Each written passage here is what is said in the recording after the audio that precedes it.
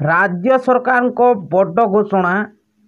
State bank of India और Punjab national bank सहित समस्त कारबार बंद करने को निर्देश देते।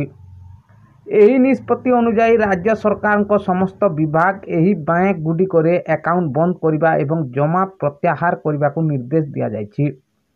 तेरे सरकार देथिबा आदेश अनुजाई यही दुईटी बैंक रे कौनसी जमा किंबा विनियोग करा उचित नुहे बोली राज्य मुख्यमंत्री सिद्धरमैया सरकार विभाग सचिव जाफर द्वारा जारी यही निर्देश दुईटी बैंक रे जमा होतिबा सरकारी अर्थर अपव्यवहार अभियोग रे आसीछि।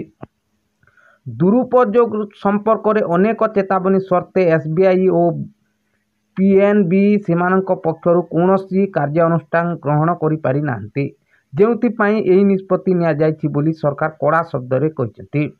तेबे दर्शक बंधु ये निष्पत्ति नेइछंती कर्नाटक सरकार बुधवार स्टेट बैंक ऑफ इंडिया एवं पंजाब नेशनल बैंक सहित समस्त कारबार बंद करने को निर्देश देछंती।